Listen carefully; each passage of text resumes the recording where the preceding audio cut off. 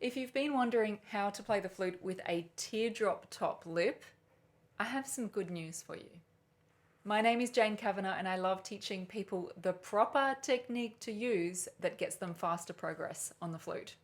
If you've been worried about the fact that everything you see on YouTube about how to play the flute and anything that a teacher has taught you pretty much doesn't involve how to accommodate a teardrop top lip. So if you don't know what I mean, it's where your top lip comes down and has a bit of a teardrop, which gets in the way of having a small embouchure hole.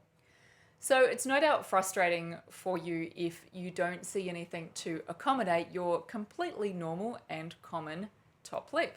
For example, if you do my free 3-day mini course that instantly improves your tone on the flute, which I'll tell you about at the end, I don't mention teardrop lips at all, and it can leave people that have a teardrop going, well, how do I fit into this?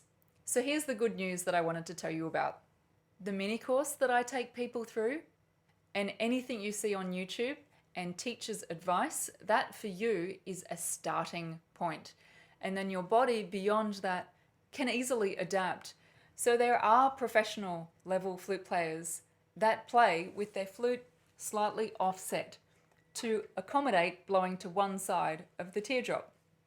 If you have a look at a photo of Marcel Moyes, he's a famous flute player from a long time ago, he actually played like this. And that's no exaggeration. I don't recommend that anyone starts like that because, as you can hear, my sound's not great. It's much better when it's straight because that's what I'm used to.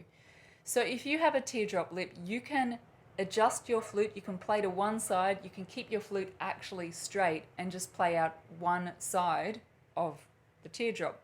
You might find that the flute drops a bit to do that. This is all fine. This is called adapting. I've had flute students with this teardrop lip and they just play out to one side and they don't even think about it because they're kids. They just do it because it sounds better. That's what they get used to. And then they have gotten to very high levels playing out more of a side of a mouth. I can't do it because I've never needed to do it. If this is you, you'll know what I'm talking about. So your aim is not to look perfectly straight. Blowing straight, flute straight, that's a starting point. And for various physical reasons, people often need to adapt things. And in this case, you'll be adapting your embouchure. I've seen one of my students' dads only has half a little finger and he's got a little extension on the flute here. So he's adapted that, mechanically.